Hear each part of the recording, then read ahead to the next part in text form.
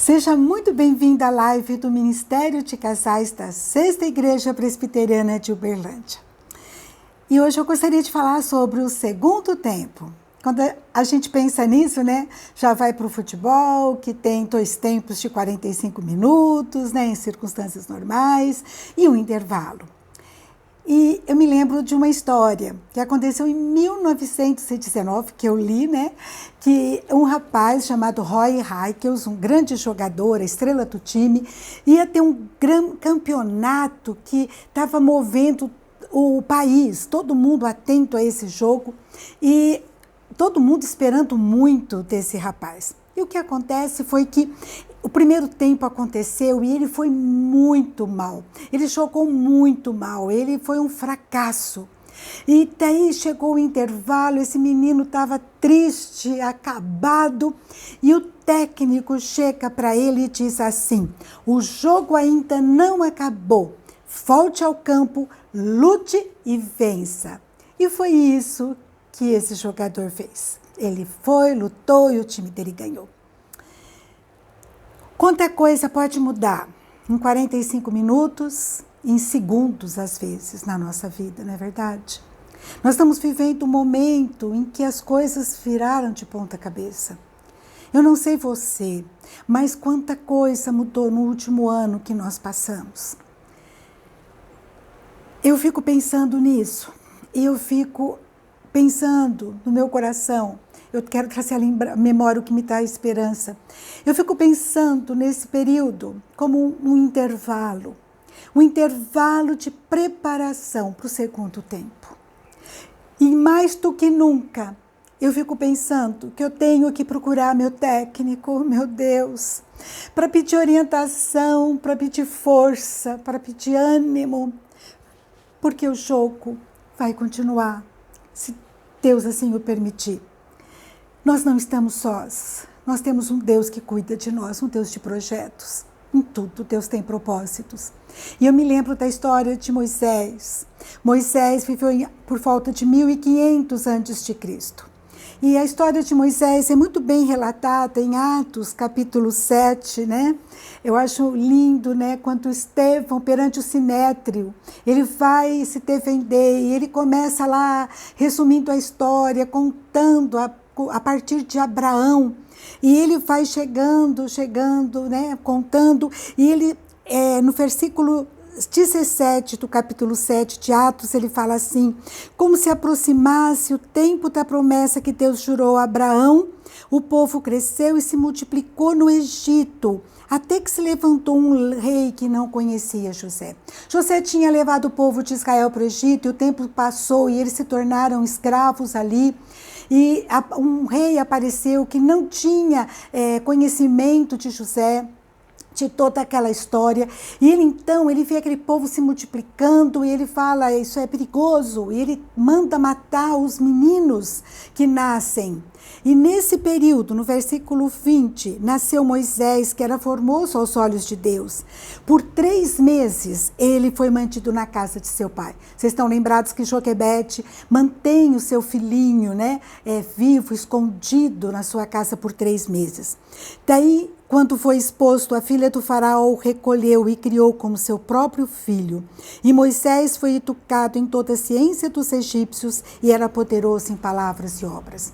Joquebede, uma mulher de grande fé, de grande ousadia, ela põe, depois de 3 meses, esse bebê num cesto, no rio Nilo, um rio cheio de pedras, de crocodilo, de correntezas, e ela deixa ali a Miriam tomando conta.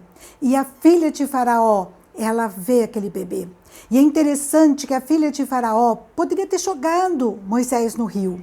E eu vejo tanta coisa linda, eu aprendo já tanta coisa, eu aprendo na ousadia de Joquebede, né? Ela diz lá em Hebreus que ela não se teve medo do rei, Hebreus 11, 23, ela escondeu o seu filho, ela fez o que estava no seu alcance, nas suas mãos, e ela então não teve medo de crocodilo, de pau, não teve medo de correnteza.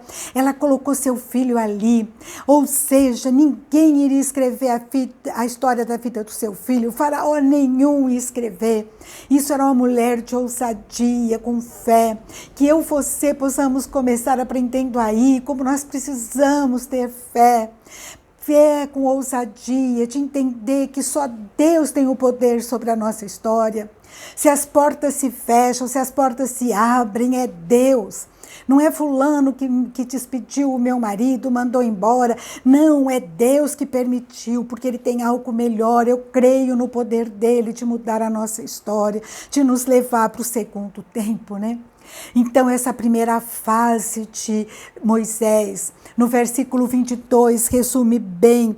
Ele foi criado com ciência, com a ciência dos egípcios, e ele era poderoso em palavras e obras, sabe? Aqui Estevão fala que Moisés, ele era poderoso. Moisés, naquela época, ele podia assim, dizer, eu posso tudo. E daí ele, quando ele tem 40 anos, ele vai visitar o povo de Israel. Ele sabia que o povo de Israel era seu povo. E ele vai visitar e ele vê um egípcio maltratando um israelita. E ele então mata o egípcio. E ele diz no versículo 25, ora, Moisés cuidava que seus irmãos entenderiam que Deus os queria salvar por intermédio dele. Eles, porém, não compreenderam. Moisés, ele já tinha uma visão do plano de Deus, da missão que Deus tinha para ele. Essa foi a primeira fase de Moisés. Mas Moisés, ele queria usar a sua garra, a sua força, o seu poder. Ele sentia que ele podia todas as coisas. Mas daí acontece que no dia seguinte ele volta ali. E ele volta e vê seus irmãos brigando entre si. E ele fala assim, por que vocês estão ofendendo uns aos outros? Vocês estão juntos, são irmãos. Daí um deles diz assim, quem te constituiu autoridade e juiz sobre nós? Quem é você? O que você está pensando? Você quer me matar como você fez com o egípcio ontem? Quando Moisés ouve isso, fala que ele foge. E ele se torna peregrino na terra de Midian. E ali ele tem 2 filhos. Meus amados, aí eu tenho um período difícil na vida de Moisés. Eu diria que é o intervalo dele. Um intervalo em que ele se sente abatido, perseguido, isolado, sozinho. Ele se torna pastor de ovelhas, né? Uma atividade humilde. Naquele momento ali no deserto, Moisés poderia dizer, eu não sou ninguém. Lá na primeira fase, né, no primeiro jogo, no primeiro tempo, ele era poderoso, né, ele era tudo. Mas agora ele se sente nada, ele se sente ninguém. Eu nada posso. É o intervalo da vida de Moisés. É Deus preparando Moisés para o segundo tempo, não é verdade? Então Moisés está ali na lona e Deus aparece a Moisés. Depois de 40 anos, Moisés já tinha 80, né? 80 anos, Moisés aparece e ele diz, eu sou o Deus dos teus pais, o Deus de Abraão, de Isaac e Jacó. Versículo 32. No versículo 34, Deus diz, eu ouvi com efeito o sofrimento do meu povo no Egito. Eu ouvi o seu gemido e eu desci para libertá-lo. Vem agora e eu vou te enviar ao Egito. E eu acho tão lindo porque no versículo 35, Estevão fala, esse mesmo Moisés que foi rejeitado pelos seus, que negaram que ele tivesse autoridade, ele agora é enviado por Deus como juiz, como chefe, libertador. Esse é o nosso Deus. Então, 3 fases, 3 momentos na vida de Moisés. O primeiro tempo, né, em que ele pode todas as coisas, criado na filosofia, na cultura, no poder, na riqueza do Egito. Depois a segunda parte, que eu diria que é um intervalo, em que ele está na lona, no deserto, com medo, ameaçado, ali, humilde, né? E Deus então se apresenta para ele, e ele tem a terceira etapa, ou segundo tempo de oportunidade, oportunidade que Deus dá para ele como libertador do Egito. O primeiro período ele tinha recém-nascido até 40 anos, o segundo de 40 a 80 anos no deserto de Midian. E no terceiro tempo ele se torna o libertador do Egito com 80 até 120 anos. 3 momentos da vida dele. E eu estava pensando sobre isso.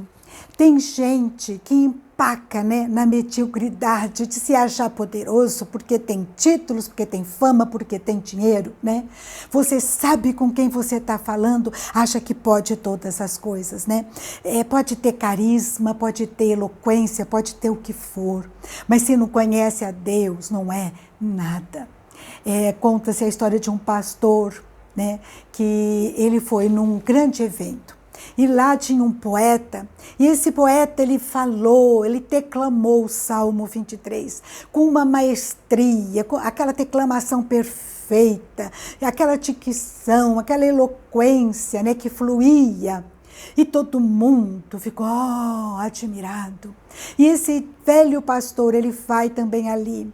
E ele então, ele fala o Salmo 23. Vivendo aquilo que ele passou durante toda a vida, relembrando.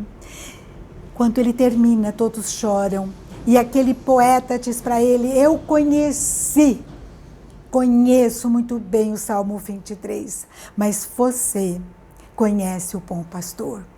Gente empacada na soberba, que pode todas essas coisas. Mas tem gente também empacada nesse intervalo de Moisés, achando que é um perdedor, que não pode, que não consegue. Está no deserto, está tudo muito difícil, eu presto vestibular e não passo. Eu presto concurso, eu não passo, eu fui despedido, eu estou aqui nessa pandemia. Esse é o momento, sim, de nós reconhecermos mais do que nunca a nossa fragilidade, a nossa impotência, mas a gente ir atrás do nosso técnico e pedir a ele força, coragem, oportunidade para recomeçar, oportunidade para ir para o segundo tempo, preparado por ele.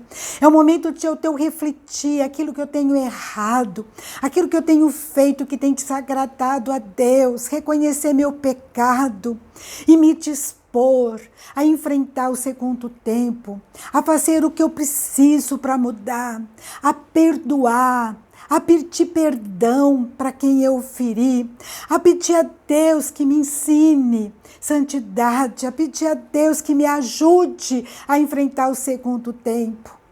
Vocês lembram de Pedro, usando essa ideia do jogo, né? Pedro, quando ele está ali, Jesus ali sofrendo, né? Ele nega Jesus 3 vezes, né? O que acontece com Pedro? Ele pisa na bola, né? Ele chuta errado, ele erra 3 pênaltis, né? 3 vezes que perguntam, você é amigo dele, você está com ele, e ele fala, não, eu não conheço, ele nega Jesus. E dali Pedro vai para o intervalo, ele chora, ele fica envergonhado, né? Nós estamos precisando chorar pelo pecado. Senhor, o que eu fiz? Que eu preciso estar na tua presença, me perdoa, me ajude a perdoar, reconhecer que eu não sou nada, tecer do salto alto, da arrogância, da soberba, e não pensa que eu estou falando para você, eu estou falando a começar em mim, como nós precisamos nos quebrantar na presença de Deus, chorar, pedir perdão para o nosso técnico, para o nosso Deus, e pedir para Ele oportunidade de voltarmos transformados, assim como Pedro voltou. Pedro aprendeu nesse intervalo, aprendeu perdão, tolerância, misericórdia. Ele aprendeu que ele tinha uma missão, uma causa para ele ir trabalhar. E com intrepidez ele fala do amor de Deus, de Jesus. Moisés também tinha uma causa, e Moisés também pagou alto preço, assim como Pedro. A gente sabe que Pedro, ele defendeu o evangelho, ele divulgou, ele falou até a sua morte. E Moisés também Ele paga um alto preço, ele sai do palácio, ele perde o trono, o cetro, como o filho adotivo da filha do faraó, ele perde todas as benesses, né? De ter riqueza, fartura, né? Comodidade, mas ele vai para o deserto com o povo como libertador, ele ganhou uma nobreza eterna. Em Hebreus 11, 25 fala que ele abandonou o Egito, ele venceu a mediocridade e ele vai na presença do Senhor porque ele enxerga o que é invisível. E eu fico pensando, eu queria falar com você e também no meu coração, com a causa que eu tenho defendido, que faz eu levantar de manhã. O Evangelho me dá uma causa, ele me ensina o princípio da excelência, a eu abandonar aquilo que é chulo, que é podre, que é medíocre, aquilo que não presta, a cuidar daquilo que eu falo, daquilo que eu defendo, daquilo que eu posto. Eu tenho que aprender a saber o que eu divulgo. Eu devo aprender a pagar o preço, a me arrepender, a chorar na presença de Deus, a identificar a missão que Ele tem para mim. Você pode dizer, mas eu não sei falar, eu não sei o que fazer. Procure o técnico, ele tem algo para você. Deus tem algo para mim e para você, e vamos aproveitar. Moisés, ele se sentia limitado, ele diz assim, eu sou pesado de língua, eu estou sendo rejeitado por povo de Israel, rejeitado pelos egípcios, eu estou no bagaço, mas Deus, Ele que pode definir o seu valor e o meu, Ele que pode fazer isso. Eu estou aqui diante de você, eu sou da geração que não tinha, né, rede social, não tinha essas opções, e eu pago mico de vez em quando, mas eu estou à luta, o que vier a minha mão para fazer, Senhor, me ajuda a aceitar, me ajuda, Senhor, a fazer. Eu quero trabalhar para o Senhor, eu quero me preparar nesse intervalo. E se Deus me der a oportunidade de segundo tempo, eu quero trabalhar para Ele em tempo e fora de tempo. Eu quero estar na presença dEle, porque Ele é a razão da nossa vida, do nosso existir. Coisa mais linda, né? Que eu vejo lá em Êxodo. Eu vejo isso e eu falo, eu também quero, Senhor. Êxodo 33, Moisés fala para Deus, se a tua presença não vai comigo, não nos faça subir desse lugar. Eu não quero ir para lugar nenhum, fazer nada que não tenha o Senhor comigo. Seja no Instagram, seja no Facebook, seja nessa live, eu quero fazer aquilo que está na presença de Deus. Eu quero fazer a obra de Deus, eu quero no segundo tempo. E eu fico maravilhada, porque eu creio que eu não estou sozinha, e você não está só. Lá em Atos 7:34, Deus fala, eu estou vendo a sua situação, eu estou ouvindo o seu gemido, o seu clamor, e eu estou aqui para dar para mim, para vocês, para dar para vocês um segundo tempo, uma segunda oportunidade. Dá para nós, Senhor, eu quero te conhecer mais e melhor.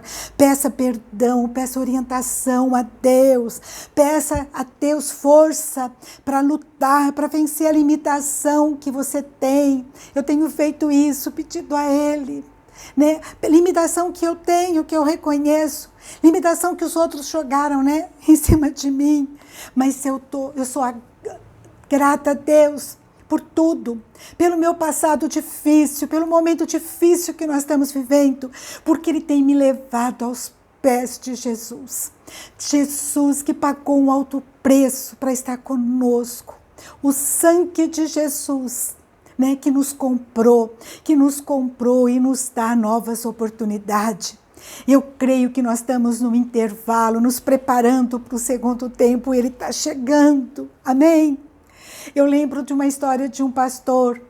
Esse pastor, ele perdeu a esposa, ele perdeu a saúde, ele perdeu os bens.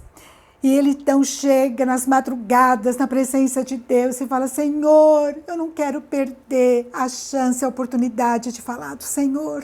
Deixa eu pregar a tua palavra, Senhor, me dá a oportunidade. Ele tinha perdido também a igreja, né? O púlpito. Senhor, não deixa eu perder o púlpito, não. Sabe, meus amados, que a gente não coloque nada entre nós e Deus, né? Eu acho maravilhoso lá em Êxodo 34:14, Deus fala: não adore outro Deus.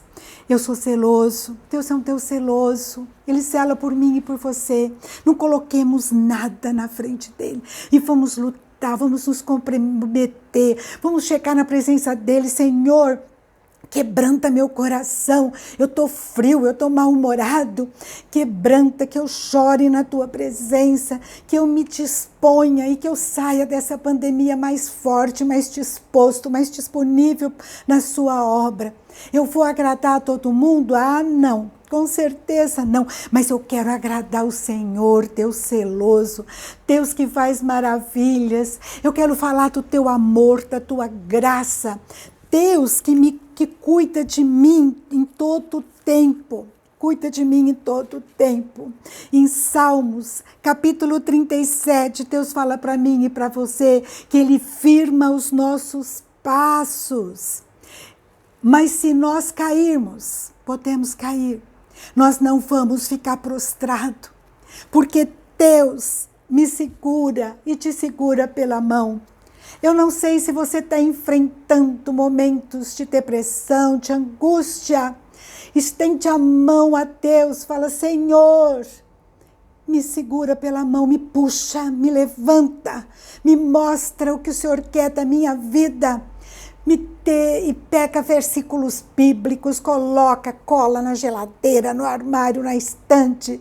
Eu aprendi uma coisa ontem que eu achei tão lindo. Uma senhora disse assim: sabe o que eu faço? Eu ponho o meu chinelo na hora que eu vou dormir bem debaixo da cama. Daí de manhã eu tenho que me ajoelhar para pegar o chinelo. Daí eu já aproveito e oro. Olha só, a gente tem que usar de estratégia para estar com o Senhor em tempo e fora de tempo, em todo tempo, né? Para a gente estar: Senhor, eu preciso do Senhor. Eu preciso, se a sua presença não for comigo, eu não quero sair desse lugar. É melhor o deserto com Deus do que terra farta, palácio sem Deus. Em 1 Pedro, nós temos que Deus fala ao meu coração e ao seu. Ele diz assim: vós, porém, sois raça eleita, sacerdócio real, nação santa, povo de propriedade exclusiva de Deus, a fim, com o propósito de proclamardes as virtudes daquele que vos chamou das trevas para a sua maravilhosa luz.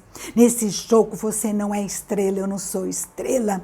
É nosso Deus que tem que ser honrado, glorificado por meio das nossas vidas. Toda glória, toda honra pertence ao nosso técnico, pertence a Ele, Jesus Cristo, que deu sua vida por mim e por você, o autor e consumador da fé. E é para Ele, nesse intervalo, que eu tenho que fitar, que eu tenho que olhar. Ele é o Senhor da nossa história. A palavra fala que ainda que as terras se movam, ainda que os montes se abalem, Tu és Deus. Vamos encher nosso coração da palavra. Vamos procurar esse técnico e falar: Senhor, me fortalece, eu quero ficar mais perto do Senhor. Eu quero estar na Tua presença, nesse deserto, nessa luta, nessa pandemia. Porque se a Sua presença não for comigo, nem nada traz prazer. A Tua presença, diz a palavra, me dá descanso, me traz força, me traz alegria. Senhor, eu quero olhar para o Senhor agora e sempre. Que essa pandemia faz a gente reagir, chegar na presença de Deus e falar: Senhor, o que eu tenho que pedir perdão, Senhor? E aquilo que Deus for colocando, vai pedindo perdão. Se tem algo que você tem que restituir, pedir perdão para alguém, vai em frente, liga, peça perdão, quebranta seu coração, seu joelho, sua cerviz na presença de Deus, e Deus poderá nos levar àquela missão que Ele tem preparada para mim e para você, em nome de Jesus. Vamos orar? Oh, meu Deus, meu Pai, como nós precisamos do Senhor. Que a tua misericórdia nos envolva e nos perdoe, Pai. Perdoa nossos pecados, Senhor. Faz de nós novas criaturas que se corem de vergonha perante o pecado, que te busquem. Pessoas, Senhor, quebrantadas, quebradas, disponíveis para serem usadas na tua obra. Eis-nos aqui, Senhor, usa-nos para a tua honra e glória, Senhor, para que o Senhor seja conhecido, exaltado, adorado, Pai, através das nossas vidas, Pai. Fala com cada um que está nos ouvindo. Se há algum caído, prostrado, ergue, meu Deus, levanta, anima, sustenta. Fica com os nossos irmãos que estão num leito, Pai, de dor, Pai. Restaura o pulmão, restaura a força, Senhor. Fica com aqueles que têm trabalhado diretamente com esses pacientes, Pai. Fica com o teu povo, Pai. Tenha misericórdia. Fique com o nosso governo, com as vacinas. Resolve essa situação, Senhor, pelo teu poder, pela tua graça. Vai trazendo cura, Pai. E que teu nome seja exaltado e glorificado em todo o tempo. Em nome de Jesus nós oramos. Amém, Senhor. Amém. Meus amados, amém. Busca o Senhor, Ele firma nossos passos e Ele vai nos levantar. Se coloca perante o Senhor agora, se prostra aos pés dEle e fala: Senhor, me levanta, me fortalece, me anima. E começa a orar, começa a buscar, começa a pôr versículos, decorar versículos e orar esses versículos, orar o livro de Salmos. Vai lendo e vai orando, vai falando aquelas palavras de adoração, as suas palavras perante o nosso Deus que está vivo, presente, que vê a sua dor, que ouve o seu clamor. E Ele está aqui presente para nos socorrer. Esse é o nosso Deus que nos socorre. Deus vivo, Deus presente. Louvado seja o nosso Pai. Amém. Meus amados, hoje à tarde nós vamos estar conversando às 15 horas no Instagram, Devocional Regina Helena. E eu vou estar conversando hoje no programa Favo de Mel com o pastor Ricardo Mota. Ele vai contar um pouquinho do seu chamado quando jovem, do seu chamado agora para Uberlândia. Então não perde a palavra, vem ouvir o que Deus tem feito em nossas vidas. E depois às 17 horas, o culto online da Sexta Igreja Presbiteriana. Deus abençoe a sua vida, a sua história, em nome de Jesus. Deus que está conosco. Nós passamos um período também difícil, compartilhar com vocês. Leandro e Cíntia deram Covid positivo, mas estão bem, graças a Deus. Passou o período de isolamento. E Leomã e eu tivemos todos os sintomas. Leomã especialmente teve muito contato com o Leandro, mas nós tivemos Covid negativo. É possível que tenha sido um falso negativo, não sabemos. Foi um período difícil, foi um período tenso, e foi nesse período que eu pensei que nós estamos no intervalo em que nós precisamos mais do que nunca nos apoiar e aprender do Senhor, e nos preparar, porque se Deus nos der a oportunidade de vida, se nós sobrevivemos, que nós possamos trabalhar mais e mais para Ele. Agora, se Ele nos levar, Ele é soberano, tudo tem o tempo dele. Foi nesse momento que eu pensei, eu chorei muito na presença de Deus. Eu espero que Deus esteja com você, te fortalecendo, te animando, te sustentando. E tanto a todos nós, um segundo tempo, uma segunda oportunidade. Eu peço a Ele que Ele nos dê, mas que a vontade dEle, soberana, seja feita, em nome de Jesus. Deus abençoe você e a sua casa, com saúde, com fé, com alegria, com a presença do Pai. Nosso Pai, que não nos abandona, que não nos deixa. Amém? Até a próxima, se Deus quiser.